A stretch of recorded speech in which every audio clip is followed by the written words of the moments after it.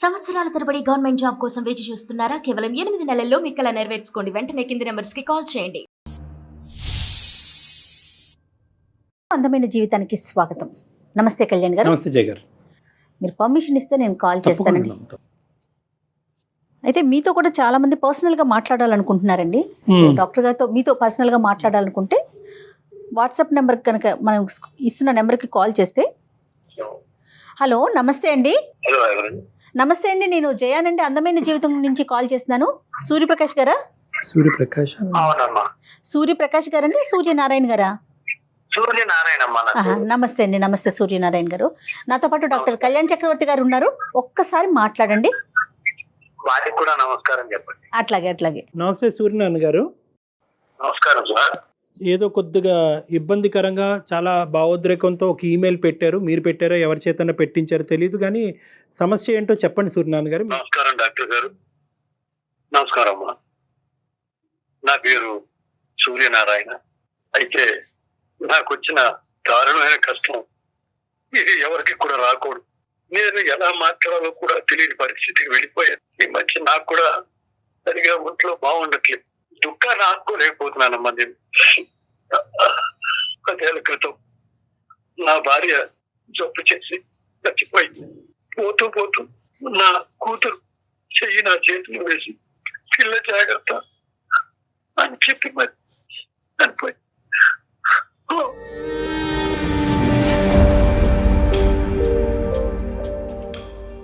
ఓ రకంగా ఆ దేవుడు నన్ను శపించేయడేమో అన్నంత బాధగా ఉంది. నాకు ఒక్కగానొక్క కూతురండి. పాపకి 22 ఏళ్ళు ఉంటాయి. ఈ మధ్య సంబంధాలు చూద్దామని అనుకుంటున్నాను. ఈ మధ్యలో అనుకోని ఘోరం ఒకటి జరిగిపోయింది.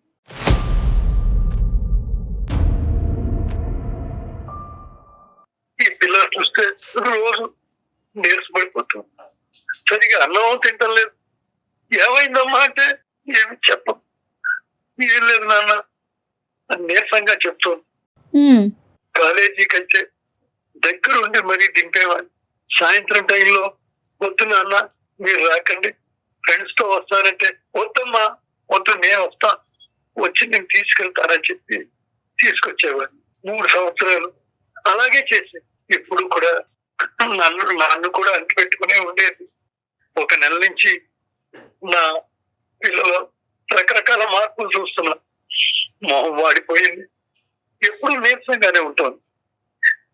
అన్న సరిగా తినడం లేదు. ఏమైందమ్మా అంటే ఏమీ లేదు నాన్న అని ఏమీ చెప్పట్లేదు. ఒక రోజు గట్టిగా నిలదీసి అడిగాను, ఏం జరిగింది తల్లి చెప్పమ్మా అంటే ఏడుస్తూ కూర్చుంది.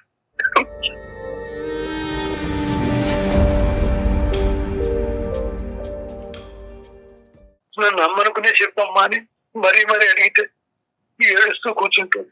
ఇంకెలా లాభం లేదని పాప పడుకున్న సమయంలో దాని పుస్తకాలు బ్యాగులు అన్ని వెతికి చూసి ఒక సర్టిఫికేట్ మాత్రం దాని పేరు మీద బయటకు వచ్చినప్పుడు అది అపార్చన జరిగింది.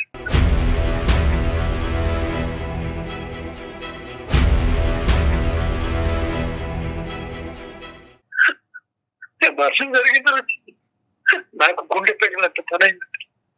డాక్టర్ గారు ఇలాంటి కష్టాలు ఎవరికి, నేనెంతో కష్టపడి పెంచుకున్న కూతురు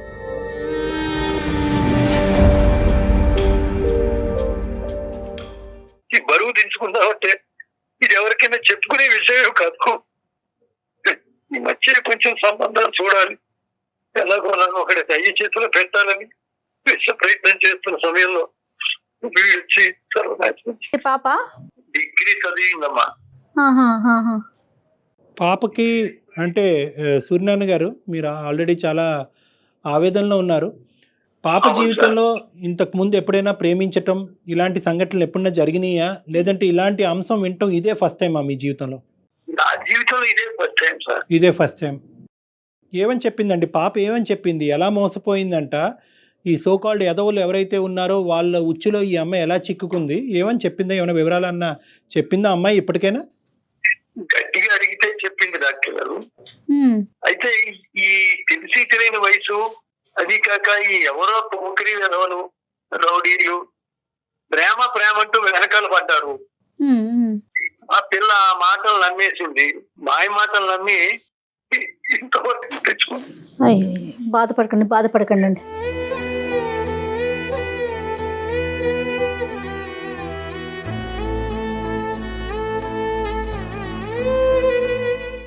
కిరాతకుడు, దుష్టుడు వాడు నా కూతురు జీవితంతో ఆడుకున్నాడు.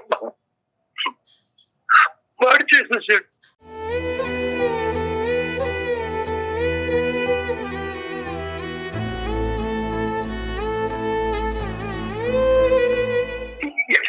వరకు తెచ్చుకుంటే పిల్లకి పెళ్లి చేయాలా, నాకు వేరే వాడి జీవితంలోకి ఎలా చెప్తాం? ఈ సమాజం ఏమైపోతుంది? ఇలా ఉంటే ఈ కుర్రవాళ్ళు కానీ ఆడవాళ్ళు కానీ ఈ పిల్లలకి తల్లిదండ్రులు కనిపెట్టుకుని ఉండాలి అంటే తల్లి లేని పిల్ల కదా అని నేను కొంచెం ఊరుకున్నాను. కానీ ఏమీ తెలియని వయసు ఇంత దారుణం జరుగుతుంది. ఊహించండి. అయ్యో సూర్యనారాయణ గారు,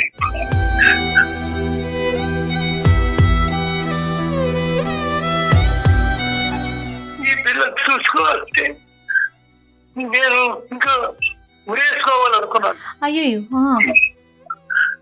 పిల్ల అనాథ అయిపోతుంది. ఒక పక్క భయం.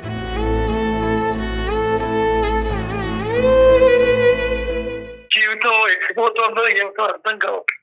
సూర్యనారాయణ గారు, మొదటగా మీరు ఈ క్లిష్టమైనటువంటి పరిస్థితిలో, ఈ సంక్లిష్టమైనటువంటి పరిస్థితిలో ప్రధానంగా మీరు ముందు ధైర్యంగా ఉండాలి. పాప ఎటువంటి వివరాలన్నా ఇచ్చిందా? అంటే ఎంతకాలం బట్టి ఇది జరిగింది? ఇలాగా శారీరకంగా కలవటానికి ఇది బలాత్కారమా, లేదంటే ఇరువైపులా ఒక అంగీకారమా? మోసపోయిందా? ఏం జరిగింది? ఇలాంటి అంశాలు ఏమన్నా కొద్దిగా మాకు వివరణ చెప్పగలరా, మీకు అభ్యంతరం లేకపోతే? అదే డాక్టర్ గారు, ముందు ఒక 6 నెలల ముందు నుంచి ఏదో ఉద్యోగ ప్రయత్నాలు చేస్తోందేమో, అటు ఇటు వెళ్తోందని నేను అనుకున్నాను. అదే ఇంకా మనం కూడా ఏదైనా చెయ్యాలి అనుకున్న సమయంలో ఈ నౌకరి మీద ఎవరు తగిలేరో తెలియదు. ఎవరో ఇప్పటికీ నాకు తెలియదు. వాళ్ళు మీకు ఇప్పటికీ తెలీదా? నాకు తెలియదు. అంటే ఆ కాలనీ వాడా, కాలేజ్ వాడా, ఆఫీస్ వాడా ఎంతో కొంత తెలిసి ఉంటుందిగా మీకు?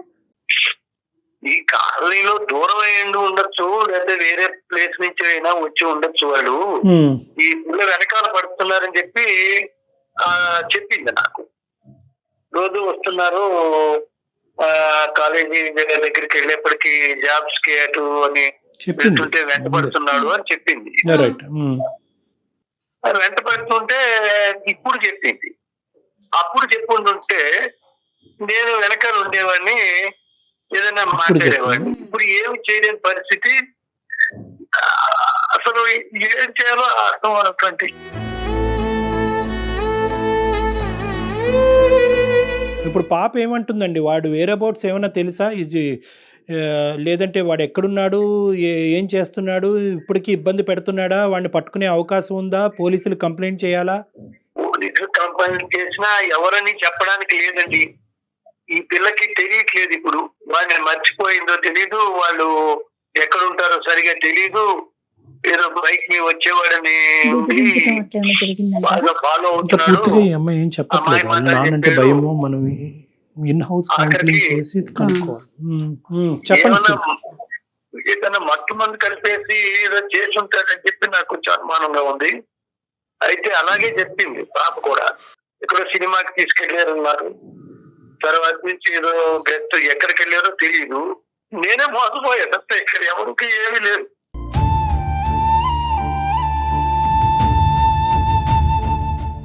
మీరు ఫస్ట్ మిమ్మల్ని మీరు ఓదార్చుకోవాలి. నెంబర్ 1, మీరు మనోధైర్యంతో, గుండె ధైర్యంతో ఉండాలి. ఎందుకంటే ఇక్కడ 2 అంశాలు. ఒకటే, సమాజంలో ఎందుకు ఇటువంటి పరిస్థితులు ఏర్పడుతున్నాయి, ఈ పరిస్థితులకు కారణం ఎవరు, ఆడపిల్లలు ఎలా జాగ్రత్తగా ఉండాలి, తల్లిదండ్రులు ఎటువంటి పర్యవేక్షణ చేయాలి అనేటటువంటిది ఒక డిఫరెంట్ అంశం.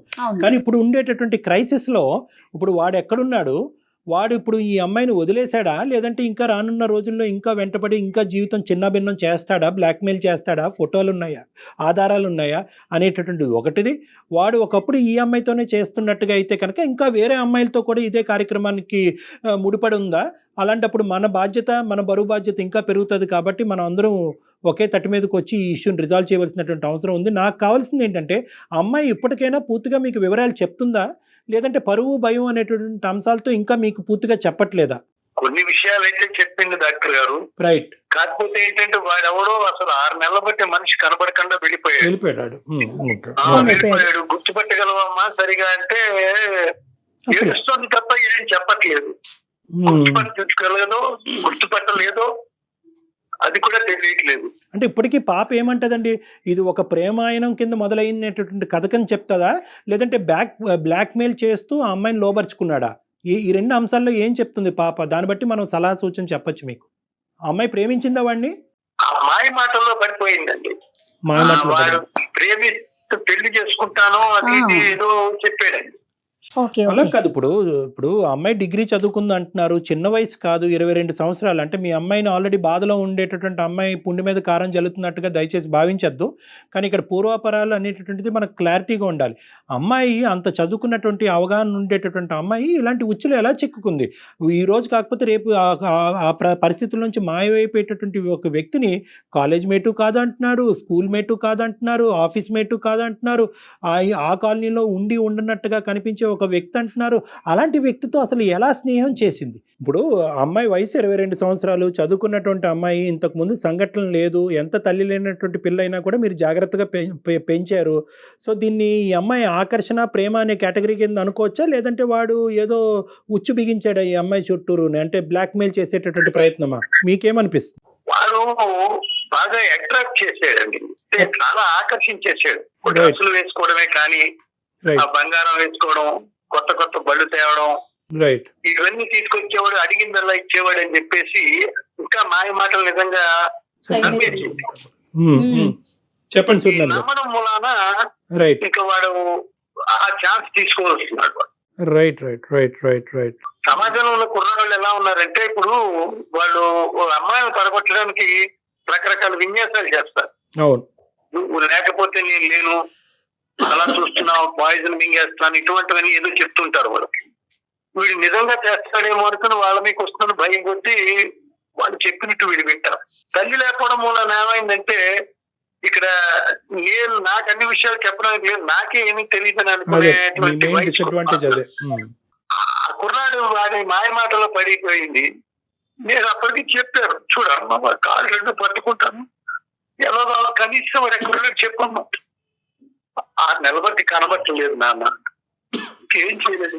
ఇప్పుడు సూర్యనారాయణ గారు ఇప్పుడు మరీ అంత కనిపించకపోయేటటువంటి పరిస్థితి ఏమి ఉండదు, ఎందుకంటే ఇది చాలా పెద్ద అంశం. ఎందుకంటే 2 విధాలుగా, ఒకటి ఏంటంటే వీడు మళ్ళీ మీ అమ్మాయి జీవితంలో ప్రవేశిస్తాడా, మళ్ళీ ఈ అమ్మాయిని రేపొద్దున ఇబ్బంది పెడతాడా? ఇప్పుడు జరిగినటువంటి దాన్ని మనం ఏం తిరిగి రాయలేము, అది నెంబర్ 1. నెంబర్ 2 ఏంటంటే కనుక వీడు ఇక్కడితో ఆగుతాడా, వేరే అమ్మాయిల జీవితంతో కూడా ఆడుకుంటాడా? ఆ సామాజిక బాధ్యత కూడా మన మీద ఉంది. కాబట్టి మనం ఖచ్చితంగా ఆ అమ్మాయికి 3 అంశాలతో ఆ అమ్మాయి కౌన్సిలింగ్ అనేటటువంటిది ఏర్పాటు చేయాలి. ఏంటంటే 1 పూర్తిగా పూర్వాపరాలు తెలుసుకోవటం, 2 వాడు వేరే అబౌట్స్, 3 ఏంటంటే కనుక వాడి కథ ఏంటి, ఎలా మొదలైంది, ఎలా కొనసాగింది అనేది కూడా తెలుసుకోవాలి. 4వది దీన్ని కంప్లీట్గా ఎలా ఒక క్లోజర్కి తీసుకురావాలి. చాలా ఇంపార్టెంట్. ఇక్కడ లీగల్ హెల్ప్, పోలీస్ హెల్ప్ అనేటటువంటిది చిన్నగా చూడొద్దు దయచేసి మీలాంటి వాళ్ళు. ఎందుకంటే మనందరికీ అంతు చెక్కినటువంటి ఈ ప్రశ్నలకి సమాధానం చాలా వరకు వ్యవస్థ చెప్తుంది. వ్యవస్థ అంత భయంకరంగా ఏం మారిపోలేదు. అంత చెప్పుకుంటే కనుక బహుశా అది డప్పు వాయించి 10 మందికి చెప్తారు అనేటటువంటి భావోద్రేకంలో తల్లిదండ్రులు ఉండవలసినటువంటి అవసరం లేదు. ఎక్కడ గోప్యంగా పెట్టాలి, ఎక్కడ కాన్ఫిడెన్షియల్గా పెట్టాలి అనేది పోలీస్ శాఖకు తెలుసు, లీగల్ వ్యవస్థకు కూడా తెలుసు. కాబట్టి మీరిద్దరూ ఏంటంటే మీ ఇద్దరి మధ్యనే అంశము, మీ ఇద్దరి మీదే ఆ అమ్మాయి చెప్పక మీకు ఒక అంశం చెప్పింది కాబట్టి దానికి మీరే సొల్యూషన్ ఎతకాలి అనేటటువంటి క్లోజ్డ్ ఎన్విరాన్మెంట్లో దయచేసి ఫస్ట్ ఉండొద్దు అన్నది నా విజ్ఞప్తి. అదే సార్, నేను అప్పటికి పిల్లని మరీ అడిగాను, వీడు నా కూతురు జరిగినట్టుగా అన్యాయం వేరే వాళ్ళకి చేస్తున్నాడేమో, అతని బ్రెయిన్కి సరిపోదు. వాడు దొరికితే ఏదో కాడు పట్టుకుని వేలు పట్టుకుని బద్దెలాలి పెళ్లి చేద్దాం అనుకుంటున్నాను. కానీ ఈ పిల్ల చేసిన పనికి అసలు ఏం చెయ్యాలో నేను అసలు ఏం మాట్లాడాలో అర్థం అన్నటువంటి.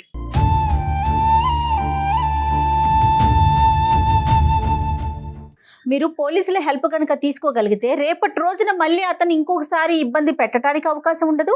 మీ అమ్మాయినే కాదు, ఏ అమ్మాయి ఇలాంటి ఇబ్బంది పడకుండా ఉండాలి అంటే ఒక్కసారి మీరు కంప్లైంట్ లాగా అట్లా ఏదైనా రేస్ చేస్తే బాగుంటుంది అంటున్నారు. ఒకటి సూర్యనారాయణ గారు, ఇది ఒక పాయింట్, లీగల్ హెల్ప్ తీసుకోవటం. ఇప్పుడు మీరు చెప్పినటువంటి పాయింట్ ఆకర్షణ అనేటటువంటి అంశంలో ప్రధానంగా యువకులకు తెలుసుకోవాల్సినటువంటి ఈ సందర్భం, ప్రధానంగా ఆడపిల్లలకి తెలియవలసినటువంటి అంశం ఏంటంటే మేల్ ఫీమేల్ అట్రాక్షన్, ఆడ మగవాళ్ళు అనేటటువంటి సృష్టి ధర్మం, అది న్యాచురల్గా ఉంటుంది.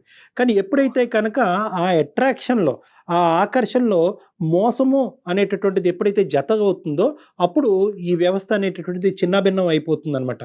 అంటే ఇక్కడ జరిగినటువంటిది ఏంటంటే కనుక నేను సింగిల్ పేరెంట్గా నా కూతుర్ని చూసుకోలేకపోయాను అనేటటువంటి అంశం ఒకటైతే కనుక, రెండోది ఏంటంటే మన ఇంటి వరకు ఈ సమస్య రాదు, ఇది ఎక్కడో మనం టీవీలోనో ఎక్కడో రేడియోలోనో వింటాము, మన ఇంటి వరకు రాదు అనేటటువంటి కాన్సెప్ట్లో మ్యాక్సిమం నెంబర్ ఆఫ్ తల్లిదండ్రులు ఉంటారు.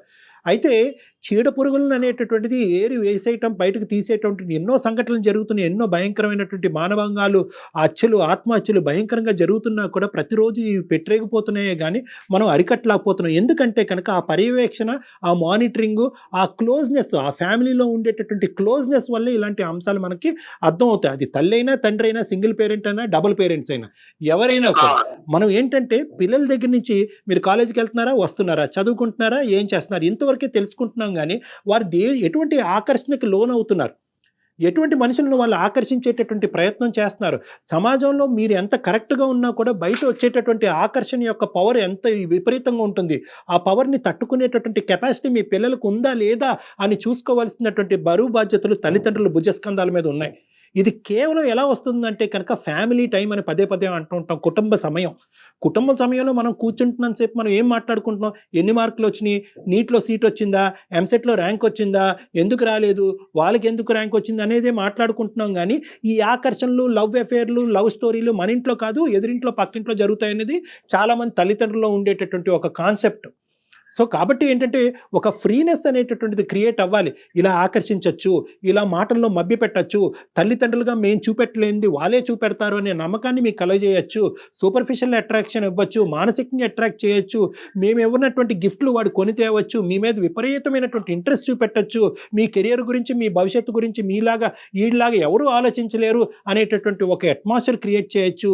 కానీ ఇవన్నీ కూడా మసిపూసి మారేడుకాయి మిమ్మల్ని అట్రాక్ట్ చేసుకుని మిమ్మల్ని ఉచ్చులో దింపి మిమ్మల్ని బ్లాక్మెయిల్ చేసి మిమ్మల్ని వాడుకునేటటువంటి ప్రయత్నం అనేటటువంటి అంశాన్ని ప్రతిరోజు మాట్లాడకపోయినా పిల్లలతో, అప్పుడప్పుడు వయసు వచ్చినటువంటి పిల్లలతో తల్లిదండ్రులు ప్రత్యేకంగా బాధ్యత తీసుకుని మాట్లాడవలసినటువంటి అవసరం ఉంది. ఎందుకంటే పిల్లలు ఈ రోజుల్లో పేపర్లు చదవట్లేదండి, న్యూస్ పేపర్లో జరిగినటువంటి సంఘటనలు చదవట్లే, టీవీలో వచ్చేటటువంటి వార్తలు వినట్లే, వాళ్ళేవో వాళ్ళకి కావాల్సినటువంటి ఆ వీడియోలు ఈ వీడియోలు చూసుకుని జలసాగా వాళ్ళు బతుకుతున్నారు. ఇలాంటి సంఘటన వచ్చేటప్పటికి తెలిసి తెలియకుండా ఆ ఉచ్చులో చిక్కడిపోతున్నారు. సో ఇక్కడ మన భుజస్కంధాల మీదే ఈ బరువు బాధ్యతలు ఉన్నాయి, తల్లిదండ్రులుగా ప్రతి కుటుంబంలో ఉందన్నది మనం అర్థం చేసుకోవాల్సినటువంటి ఒక ఇంపార్టెంట్ మెసేజ్ మీ ద్వారా సమాజానికి అందజేయాలని నేను అనుకుంటున్నాను. నేను ఈ పిల్ల గురించి ఇంకొంచెం భయం పట్టుకుని 24 గంటలు ఎక్కడికి వెళ్ళకుండా కనిపెట్టుకుని కూర్చుంటున్నాను. ఏం చేసుకుంటుందో ఏ సమయంలోనో ఓ పక్క భయం పట్టి. ఇప్పుడు coming to point number 2 Suryanarayana గారు, మీరేమీ ఇక్కడితో జీవితం ఏమి అయిపోలేదండి, ఇక్కడితో ఓకే. ఆ అమ్మాయి మీరు అనుకుంటున్నారు వాడి కాళ్ళ వేళ్ళ పడుకుని వాడిని జత కలపాలి ఈ అమ్మాయితో అనుకుంటున్నారు. అంత కర్మ మీకు లేదండి. అలాంటి ఏదోతో మీరు మీ అమ్మాయిని జీవితాంతం ప్రయాణం చేయవలసింది ఏంటంటే, తెలుసో తెలియకో ఒక దురదృష్టకరమైనటువంటి సంఘటన జరిగింది. ఆ అమ్మాయి వెళ్ళి ఒక పెద్ద అడుగు తీసుకుని అబార్షన్ వరకు వెళ్ళింది. ఆ అమ్మాయి ఏ స్థాయిలో మనస్తాపం చెందుంటుంది అన్నది ఇక్కడ ప్రధానమైనటువంటి అంశం. ఈరోజు పెద్ద సపోర్ట్ ఏదన్నా ఉంది అంటే కనుక ఒక ప్రొఫెషనల్ సపోర్ట్, అది మీకు మీ అమ్మాయికి ఇవ్వాల్సినటువంటి అవసరం ఉంది. నెంబర్ 2 ఏంటంటే, మీకు మీ అమ్మాయికి అతి పెద్ద వైద్యం ఏదన్నా ఉంది అంటే అది మనోధైర్యం. భవిష్యత్తులో ఒక నమ్మకాన్ని మీరు ఇద్దరిలో కలుగు చేయటం అనేది ఒక పెద్ద అంశం ఇక్కడ. ఎందుకంటే లైఫ్ ఎక్కడితో ఆగదండి. ఈ సంఘటన ఒక పీడకల్లాగా తీసి పక్కన పెట్టేసి దీని నుంచి ఒక మెసేజ్ తీసుకుని ఒక నమ్మకంతో ముందుకెళ్ళి పెళ్లి చేయొచ్చు, ఉద్యోగం చేయొచ్చు, పిల్లల్ని కనొచ్చు, జీవితాన్ని అందరిలాగే అమ్మాయి అనుభవించవచ్చు. ఇది ప్రధానంగా ఒక తండ్రిగా మీరు మీ కూతురు అర్థం చేసుకోవాల్సినటువంటి ఒక ఇంపార్టెంట్. మీరు ధైర్యంగా ఉంటే తర్వాత ఆటోమేటిక్గా పాపలో కూడా ధైర్యం వస్తుందండి. అయ్యిందేదో అయిపోయింది డాక్టర్ గారు చెప్పినట్లుగా. నెక్స్ట్ ఏంటి, రేపటి కార్యాచరణ ఏంటనేది మీరు ధైర్యంగా ఆలోచించుకోండి, చక్కటి నిర్ణయం తీసుకోండి. ముఖ్యంగా ఏంటంటే అండి, కల్ప్రిట్ని పట్టుకునేటటువంటి ప్రయత్నం మీ బుర్రతో మీ హెడ్ వాడి ఇక్కడతో అవ్వదులే, వాడి నెంబర్ లేదు, వాడి ఊర్లోంచి వెళ్ళిపోయాడు అని అనుకోవటానికి లేదు. వాడు మళ్ళీ ప్రత్యక్షం అవ్వచ్చు, మీ అమ్మాయి జీవితంలో ప్రత్యక్షం అవ్వచ్చు, వేరే అమ్మాయి జీవితంలో ప్రత్యక్షం అవ్వచ్చు. సో ఈ 2 బాధ్యతలు మీ మీద, సుమన్ టీవీ వరకు మీరు తీసుకొచ్చినందుకు, అందమైన జీవితం వరకు తీసుకొచ్చినందుకు మా మీద, ఇద్దరి మీద ఉంది అనేటటువంటిది నేను మీకు చెప్పదలుచుకున్నాను. సో మీరు కావాల్సింది ఏంటంటే ఇంకా వాడి ఫోన్ నెంబరు, వాడి ఐడెంటిటీ, ఇంకా ఏమన్నా ఉంటే కనుక మీరు అవి తీసుకుని పోలీస్ స్టేషన్ వరకు వెళ్ళాలి. షీ టీమ్స్ అనేటటువంటివి ఉన్నాయి. ఇలాంటి ఆస్పెక్ట్స్లో క్షుణ్ణంగా కాల్ రికార్డ్స్ బట్టి మొత్తం అంతా పర్యవేక్షణ చేసి ఆ దొంగ ఎక్కడున్నాడో వాడిని పట్టుకునేటటువంటి ప్రయత్నం వాళ్ళు చేస్తారు. ఒకప్పుడు మీకు అక్కడి వరకు వెళ్ళేటటువంటి ధైర్యం, నమ్మకం ఇప్పటికీ రాకపోతే మీరు నా వరకు రండి, నా దగ్గరికి రండి, నా కౌన్సిలింగ్కి రండి. ఎందుకంటే ఆ కౌన్సిలింగ్ అన్నది మీకు మీ అమ్మాయికి ఇద్దరికి ఇంపార్టెంట్. అదే సార్, మేమేమనుకుంటున్నామంటే ఈ సుమన్ టీవీ వారి అందమైన జీవితం ఇది కూడా నేను ఇది వరకు చూస్తూ ఉండేవాడిని. ఇలా కూడా జరుగుతుందా అంటే ఆ కర్మ నాకు పట్టుకుంది. ఇలాంటి కొన్ని జరుగుతున్నాయంటే ఈ విషయాలు ఎవరెవరో జీవితాలు కూడా ఎలా అంటే మన జాగ్రత్తగా చూసుకోవాలి ఆడపిల్లల్ని అని నేను అనుకుంటుంటే, ఈ పిల్లకి ఈ మాట్లాడుకోవడానికి చిన్న సెల్లే ఉండేది, అటువంటిది ఒక పెద్ద సెల్ తీసుకొచ్చి ఇచ్చాడు వాడు. అప్పుడు నాకు కొంచెం అనుమానం వచ్చింది, ఎక్కడ తీసుకొచ్చామమ్మా, ఎక్కడ కొన్నాం ఇది అంటే చెప్పకుండా ఉంది. అదే స్కూల్ ఇచ్చారు, కాలేజీ వాళ్ళు ఇచ్చారు, అదేదో చెప్పి సరే ఊరుకున్నా. చూస్తే వాడు ఇంత పని చేసి వెళ్ళిపోయాడు. ఏం చేయాలో ఏమిటో ఏ అర్థం అవట్లేదు. సరే, అందు గురించి నేను చెప్పేది ఏంటంటే మీకు వదిలేయాలా? మీకు ఇది మీరు ఎప్పుడు కని విని ఎరగినటువంటి అనుభవం కాబట్టి ఫస్ట్ ఆఫ్ ఆల్ మీకు మీ అమ్మాయికి సపోర్ట్ కావాలి. మీ అమ్మాయి భయంకరమైనటువంటి డిప్రెషన్లో ఉంది. ఆ అమ్మాయిని కంటికి రెప్పలాగా చూసుకోవాల్సినటువంటి బాధ్యత మీది. ఈ సంఘటన ఒక ఎత్తు అయితే కనుక ఈ డిప్రెషన్లోంచి బయటికి తీసుకొచ్చి ఆ అమ్మాయి ఎటువంటి అఘాయిత్యానికి పాల్పడకుండా చూసుకోవాల్సిన బాధ్యత మీ మీద ఉంది. కాబట్టి ఇమీడియట్గా మీరు ప్రొఫెషనల్ హెల్ప్కి రండి, నా దగ్గరికి రండి. నేను మీకు సరైనటువంటి సలహా, సూచన, మనోధైర్యాన్ని మీ ఇద్దరిలో నింపేటటువంటి ప్రయత్నం నేను చేస్తాను. నా నెంబరు మన స్క్రీన్ మీద కనిపిస్తూ ఉంటుంది. లేకుంటే మీది నా దగ్గర ఉంది కదండి, నేను కాల్ చేస్తాను. ముందు మీరు ధైర్యంగా ఉండండి, మీరు దాంట్లో నుంచి బయటపడండి ముందు. అలాగే మేడం. రైట్ అండి. నేను డాక్టర్ గారిని, మా కూతుర్ని, మీ ఇద్దరం కలిసి వస్తాం. తప్పకుండా ముందు చేయాల్సిన పని అది. అది కొంచెం కౌన్సిలింగ్ ఇవ్వండి సార్. మమ్మల్ని నమ్మి మా వరకు వచ్చినందుకు చాలా ధన్యవాదాలు సూర్యనారాయణ గారు. మీలాంటి వాళ్ళు మా సహాయ సహకారాలు తీసుకున్నందుకు ఆల్ ద బెస్ట్ అండి. అమ్మాయిని జాగ్రత్తగా చూసుకోండి. నమస్తే సార్. థ్యాంక్ యూ సూర్యనారాయణ గారు. మీరు నాతో మాట్లాడినందుకు మేడం గారికి మీకు ధన్యవాదాలు. సంతోషం అండి. కొంచెం ధైర్యంగా ఉంటున్నాను. రైట్, నమస్తే అండి. ఆయనకి ఆ కన్ఫ్యూజన్ లో పాపం మీరు చెప్పిన పాయింట్ ని కూడా తీసుకోలేకపోతున్నారు. ఆయన మళ్ళీ మొదటికే వస్తున్నారు చూడండి. అతను ఇప్పుడు ఉండేటటువంటి ఇమీడియట్ క్రైసిస్ సిచ్యువేషన్, అమ్మాయిని కాపాడటం, మానసిక వేదనలో, పోస్ట్ ట్రామాటిక్ సిండ్రోమ్ లో ఉంటారు. వీళ్ళు ఎక్కువ సూసైడ్ చేసుకోవడానికి చాలా అవకాశాలు ఉంటాయి. కాబట్టి ఫస్ట్ ఆ అమ్మాయి ఇష్యూని డీల్ చేసిన తర్వాత ఆ కల్ప్రిట్ ఎక్కడున్నాడు వాడిని పట్టుకున్న తర్వాత అప్పుడు మిగతా అంశాలు, సమాజం ఏం చేయాలి అన్నది మనం ఆలోచన. బహుశా ఇప్పుడు అర్థమైనట్టుందమ్మా. మన నెంబర్ పంపించండి, తప్పకుండా కాంటాక్ట్ లోకి వచ్చిన తర్వాత వీల్ ఫాలో. రైట్ అండి. నమస్తే.